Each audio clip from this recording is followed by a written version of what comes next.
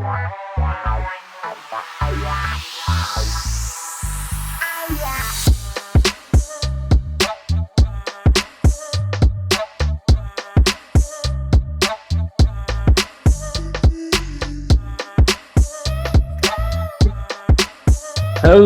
and welcome to the Burn KC ScorchCast. My apologies for missing last week as I had a lot on my plate. But we are here this week to bring you the good KC sports news. I hope you enjoy this show. Thank you for bearing with me as I continue to navigate this thing we call sports journalism. It has been an absolute ride these past couple weeks.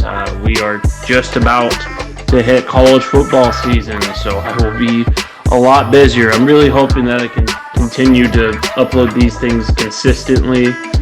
Just find some time to do it. It keeps me productive, keeps me sane for sure. Most of the time it keeps me sane. But we're here, and thank you for joining me. Your viewership matters more than anything, and I appreciate it wholeheartedly. But tonight, we have just a few things to go over, a few major things at least.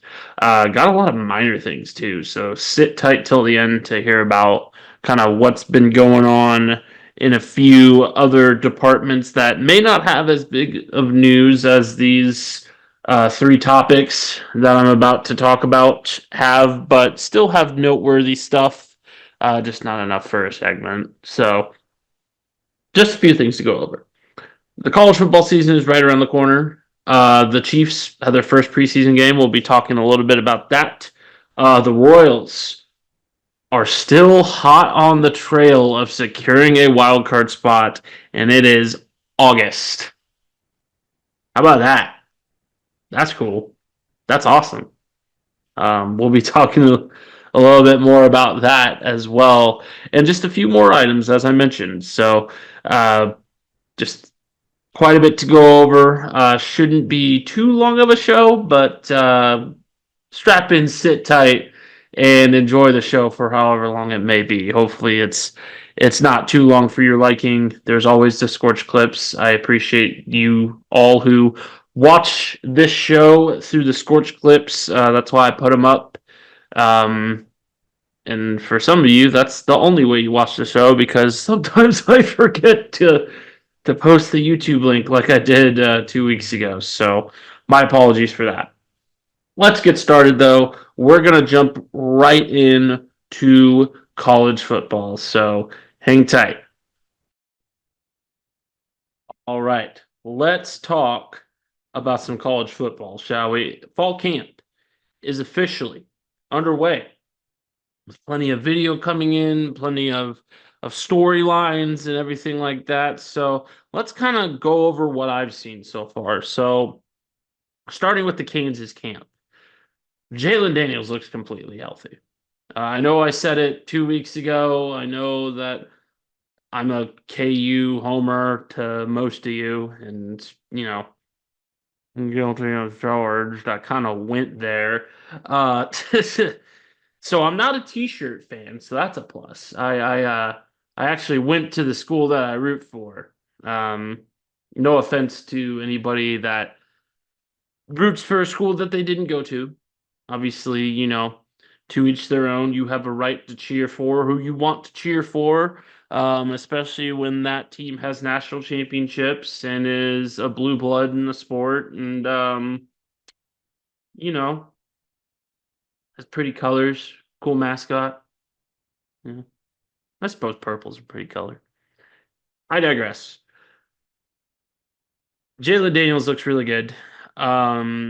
The offensive line, according to Daryl Ekpalsa, the offensive line coach, Bryce Foster and Shane Baumgartner are in a battle for the center position.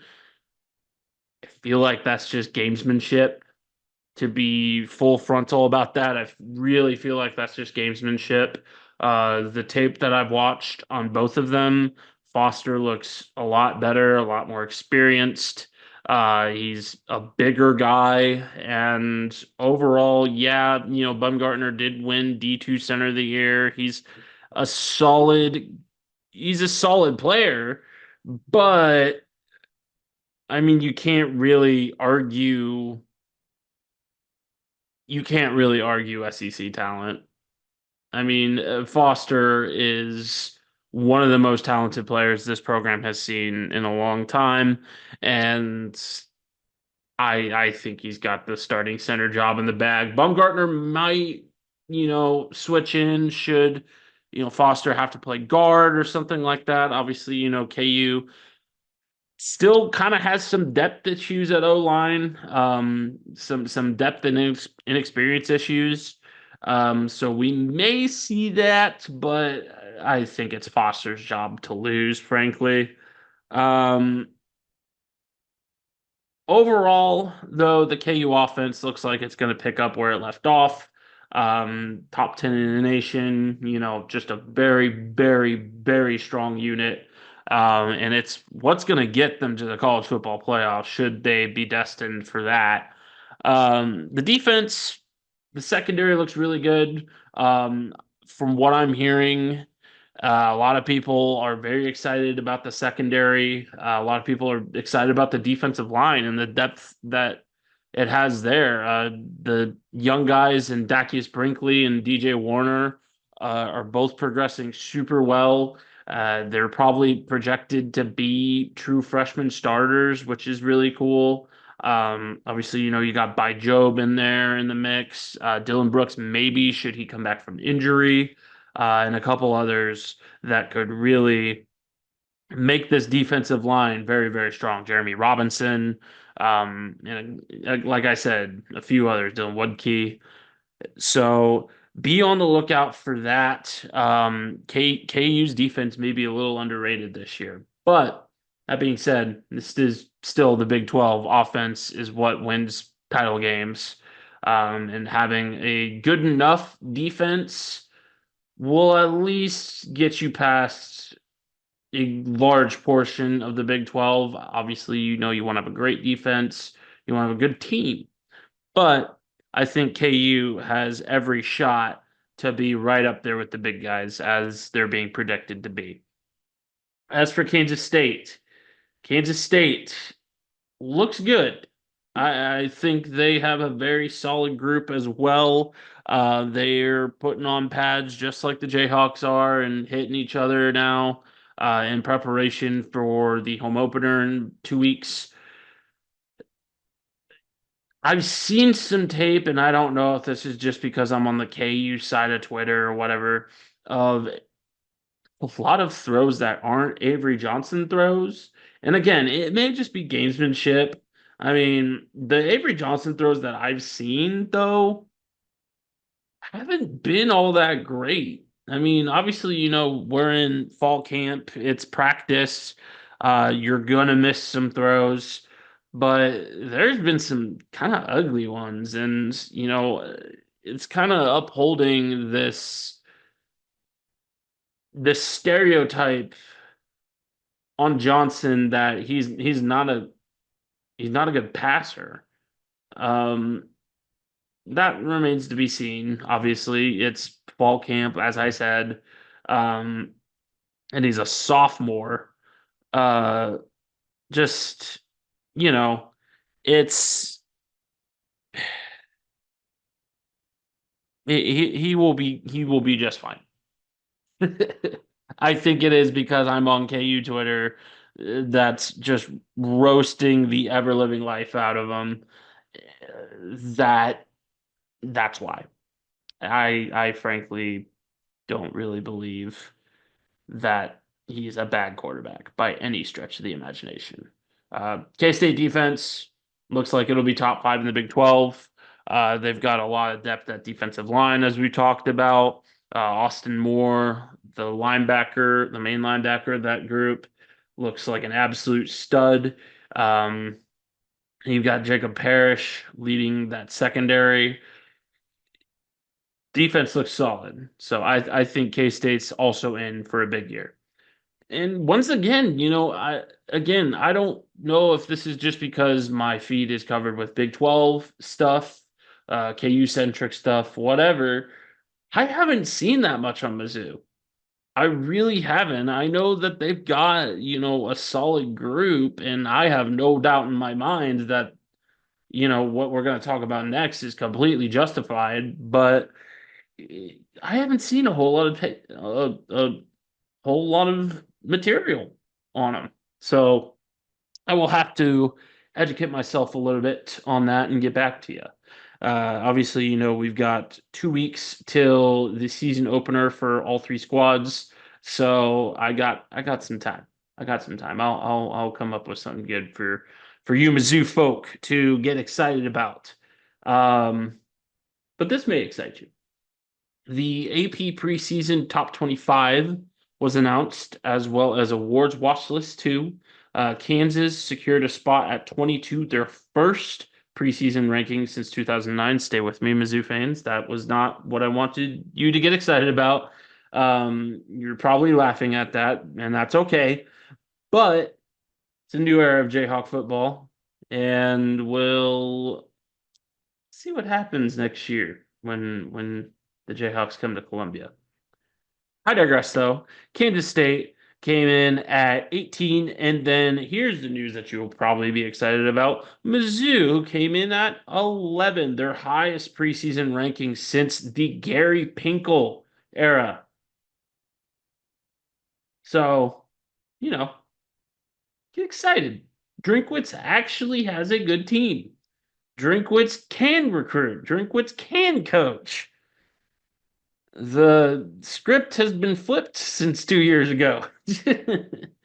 And, I was one of those detractors. I was. I thought Eli Drinkwitz was a joke. I didn't think he was going to last very long. And here I am eating my words. He's got an extension. He's looking a lot better as a coach, as a recruiter. And overall, just, it's looking like an era where Mizzou will compete for the college football playoff and for the SEC. So get excited about that. Get excited about that. Each of the three local teams is a competitor for the college football playoff this year. It's awesome stuff. Awards wise, though, here are just a few of those mentioned on awards lists. Jalen from KU, Jalen Daniels, the Maxwell Award, the Davey O'Brien Award, and the Johnny Unitas Golden Arm Award. He has been put on those awards watch lists. O'Brien is for best quarterback. Unitas is essentially best quarterback. I don't know why they have two different awards for that. We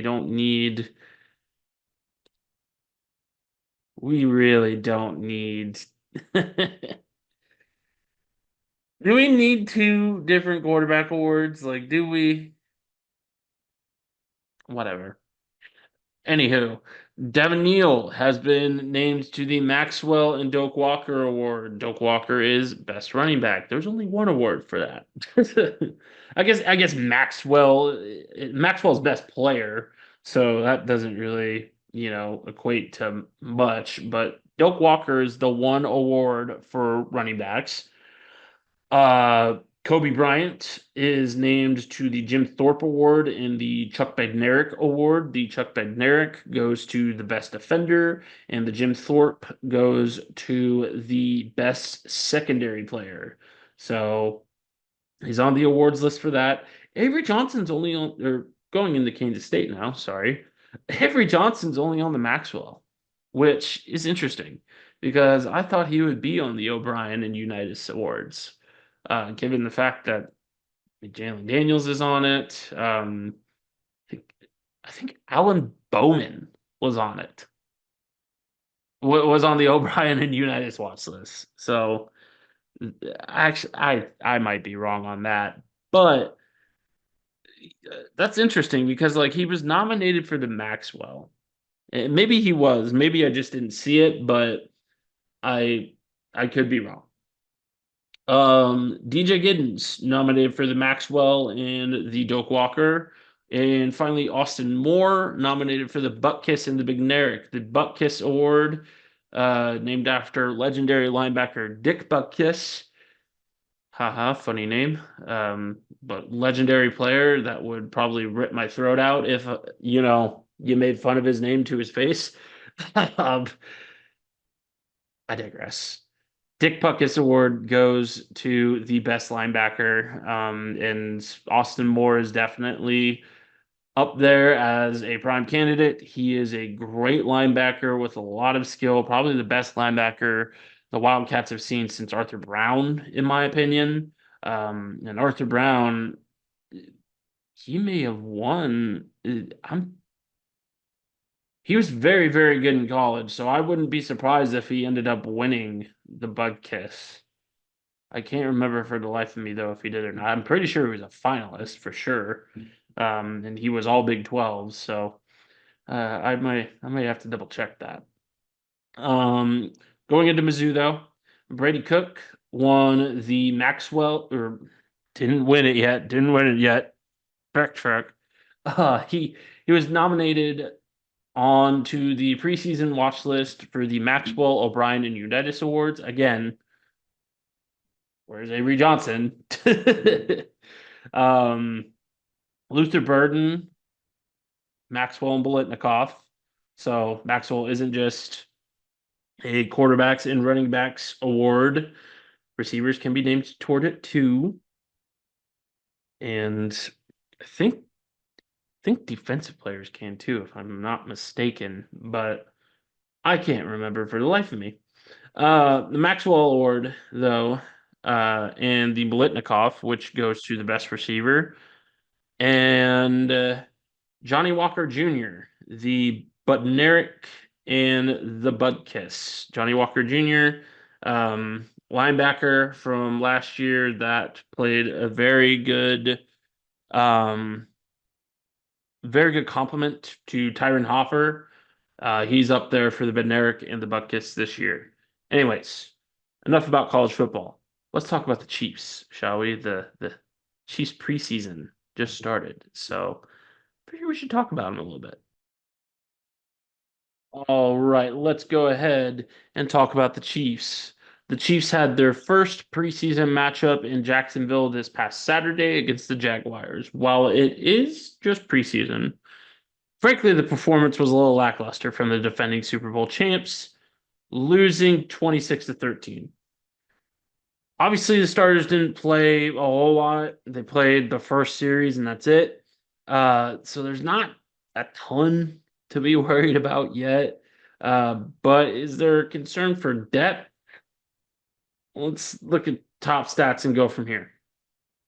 So the top passer in this game was Chris Oladokun, who went 7 of 10 for 85 yards and a 95.8 QBR. Carson Wentz was perfect, 4 for 4 for 26 yards, mind you. So he's likely going to be our second stringer. Top rusher, though, I mean, that was still a great performance by Oladokun. Oladokun did very well in preseason last year as well. So overall, I think he's secured that third quarterback spot if we absolutely want it. He's been our practice squad guy for a while now, and looks pretty good. So he played for about a half. So not bad. Certainly not bad from Mr. Oladokun. Top rusher though, Carson Steele. Carson Steele looks really good. 4 rushes for 29 yards, which is over 6 yards a carry and a touchdown. So over 7 yards a carry, I think, actually. Yeah, over 7. So very, very good effort from Carson Steele, the undrafted rookie out of UCLA.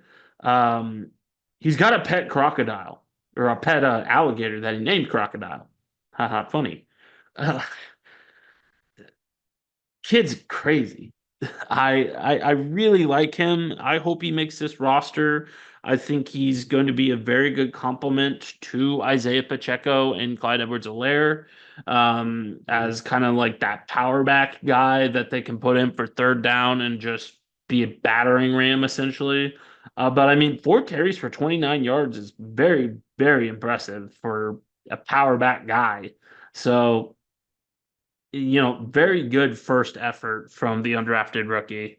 Uh, Top receiver was Nico Remigio for 3 receptions, 35 yards, 11.7 yard average, off of 5 targets. So decent effort. I didn't like really what I saw from the receivers. Obviously, Hollywood Brown got an SC joint injury. He's going to be out for 4 to 6 weeks. That happened like the very first play, which really sucks.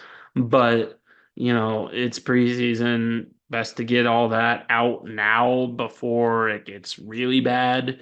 And like, you have Hollywood Brown, your number two, maybe even number one receiver, healthy for the regular season. And the Chiefs definitely spread the love around. I mean, there's a ton of receivers on this roster, so that's kind of the main reason why the receiving numbers aren't exactly eye catching. Nothing about these stats are really all that eye catching. It's preseason. Rosters are getting switched around, rotations, everything like that.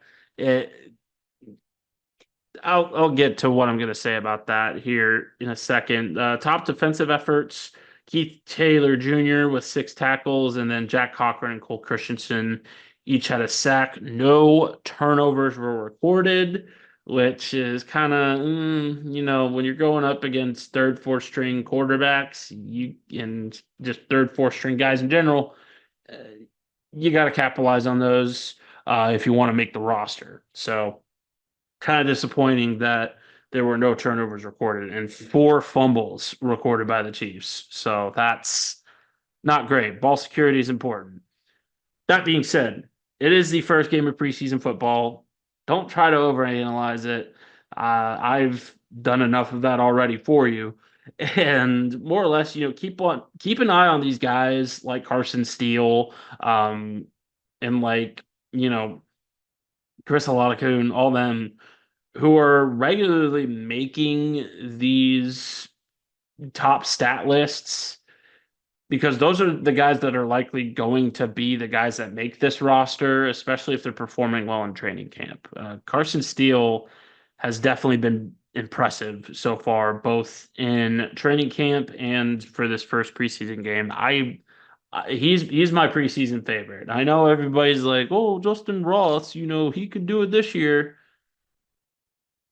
Can we stop? Can we stop with that? I mean, come on. Good Lord. Ugh. He's having a good camp, but like overall, what else do you want from the guy? I mean, he's either going to get a shot or he's not. And frankly speaking, I don't know. I don't know. Anywho, let's talk about some Royals because I don't want to analyze preseason football anymore. I don't want to overanalyze the first preseason game, y'all. I really don't. Let's get into some preseason, or let's get into some Royals. All right. Let's talk about the Royals to kind of wrap our major stories up here. The Royals are still well within the race for the wild card spot, holding strong with a 1.5 game lead over the Red Sox. Thankfully, the Red Sox have been skidding a little bit as of late because the Royals just had a pretty poor series against the Twins. Here's a stat for you. The Royals have a win percentage of just 18% at Target Field since 2017. Even with one of the best teams that we've had in a decade. we still only went 1 for 3 at Target Field. That place is cursed. The Twins just have the Royals number, and I really wanted that series to go well because if it did go well, the Royals would jump the Twins. They're still a game and a half back, but the Royals would have jumped the Twins for second place in the AL Central and provide that wild card spot with a little bit more cushion. The Royals did at least win the one today, 4-1, which, solid performance. First game, though, that the Twins did not score more than 10 runs in this series, which is unfortunate. But hopefully the relievers find their stride for these next few series because the Sox are currently up on the Rangers right now, and they could easily just be one game back by the end of the day today. Let me check that score here real quick just to give you a current update because I write these beforehand. Yeah, it's 4-2 Red Sox midway through the seventh. Red Sox are probably only going to be a game back, which is not good for the Royals, especially when we're talking about this stretch of games that they have coming up to end off August and go into September. So the race is getting down to the wire, folks. It frankly doesn't get a whole lot easier from here. The Royals will have a 3-game series against the just below 500 Reds at Cincinnati. At Cincinnati. Royals have struggled on the road. I believe they're 28-37 on the road or something like that. Last I checked. And then come back home to face the Angels, who, yes, are below 500, but it's still a solid baseball team. Like the Angels aren't this team that you can just beat the living daylights out of the White Sox this year. They're going to put up a fight, and the Royals need to do very, very well these next 2 series because they finish out August against an NL leader in National League leader in the 69-50 Phillies coming to town. It's Bryce Harper and all them, a team that has been very good for a long time and has made, multiple World Series the past couple of years. And then they go to Cleveland for a 4-game series due to a makeup game. And we all know that Cleveland's first place in the AL Central. So that's going to be fun. And finish out the month going to Houston to face the 64-55 Astros. So those are the last 3 series in August. And September doesn't get a whole lot better because you're facing the Guardians again. And then you go face the Yankees at Yankee Stadium. Folks, these next 2 series, we're coming to a point where each series is critical in the wild card race and in the race to potentially top the division because the Royals can still do that. If the Royals sweep the Guardians in Cleveland, they take the top spot in the AL Central, provided things stay as they are.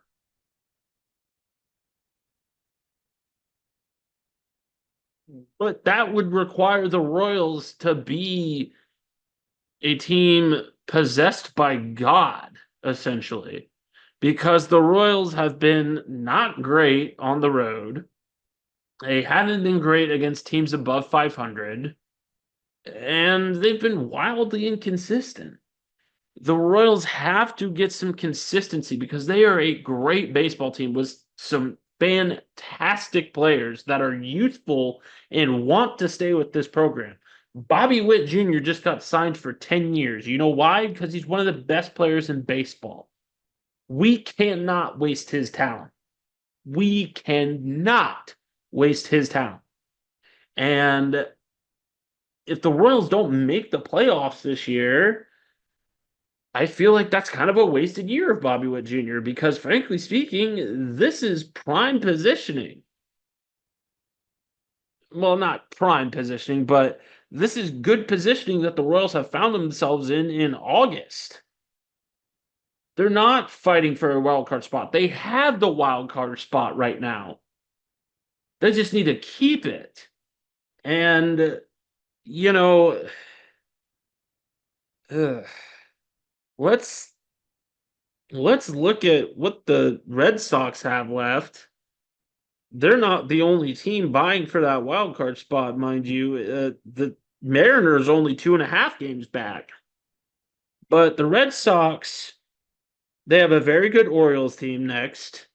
They have a very good Astros team, a very good Diamondbacks team. Okay, and then their easiest series, the easiest series that they have in August is against the Blue Jays, who are 56 and 64.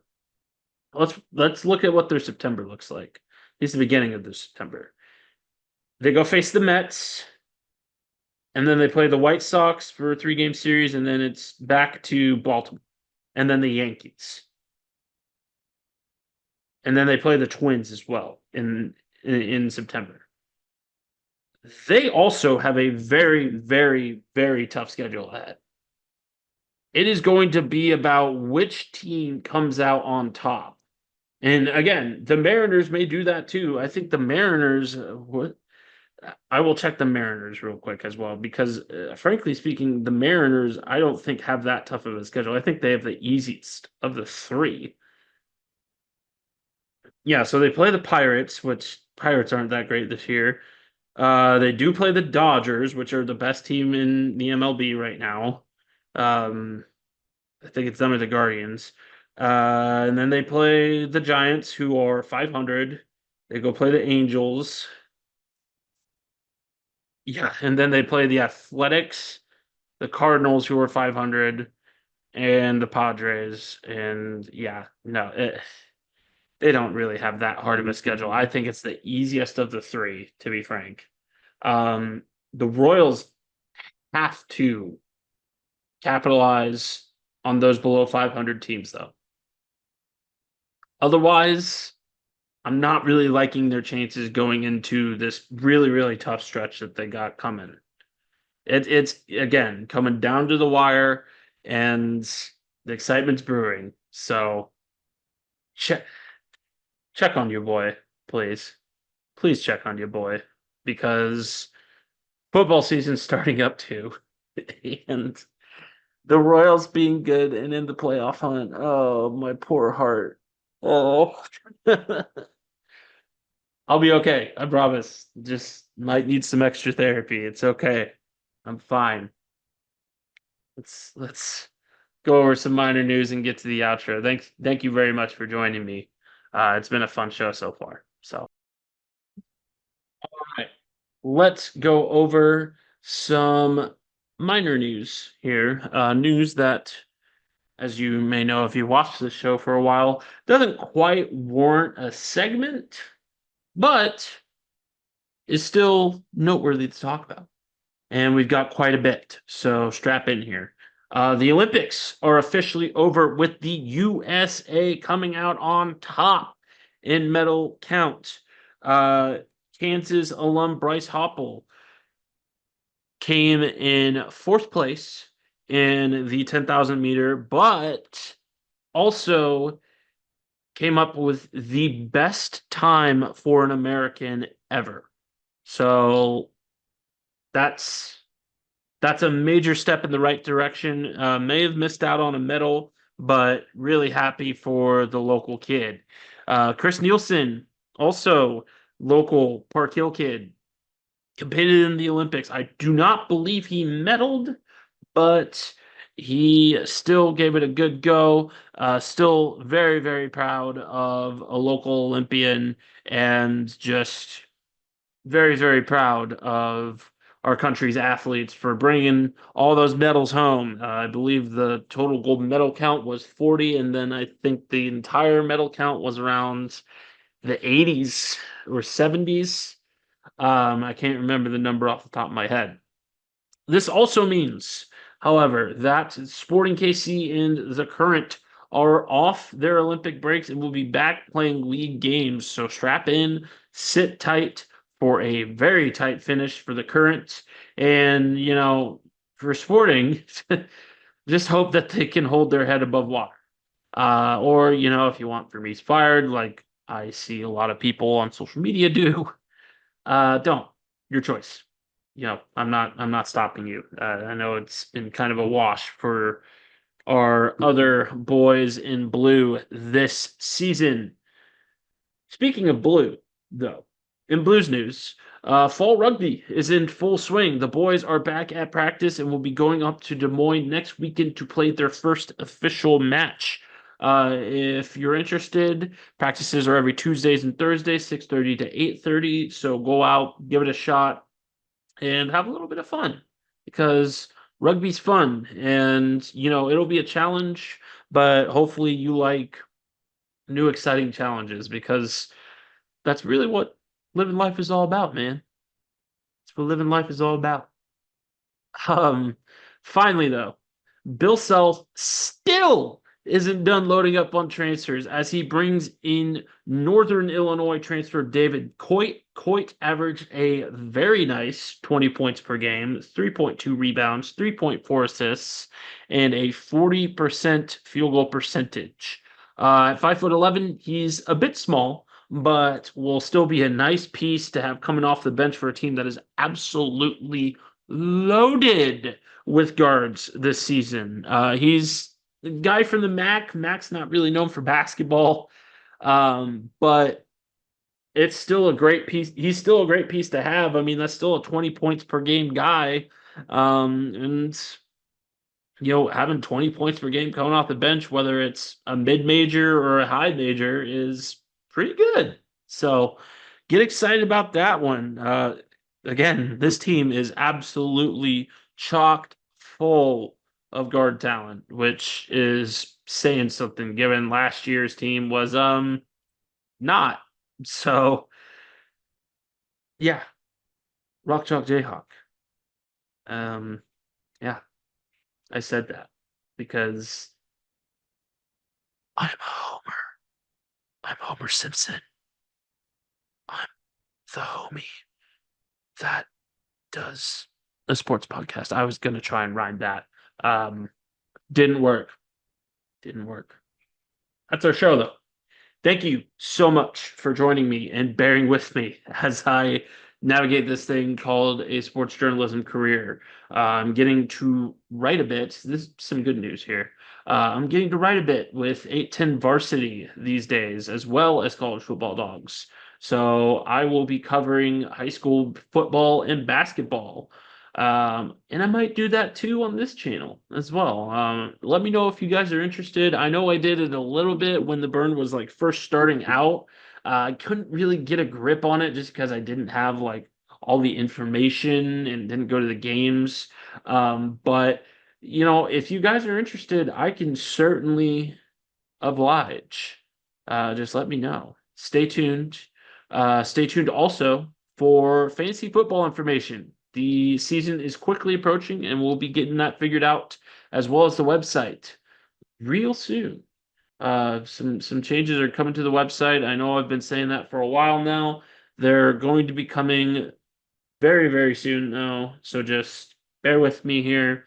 Again, a lot to go through. I'm a very, very busy guy, but all in the name of doing this seriously and doing this as a career. That would be the dream for sure. and I'm working slowly but surely towards it. And thank you for being with me every step of the way. I know that I can be kind of annoying on especially my personal social medias, with all the articles that I share and everything. So thank you for reading them. Thank you for being an active participant in this community and in just reading my writings, consuming my content. It's been a great ride these past 2 years of doing this, and I can't wait for more. And I'm crossing my fingers, dotting my T's that I can dot my I's, dot my T's. I can't remember.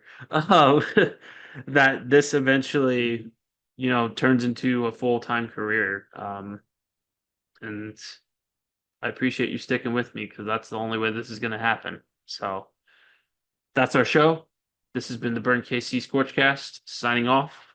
Have a great night, and I will see you guys next week.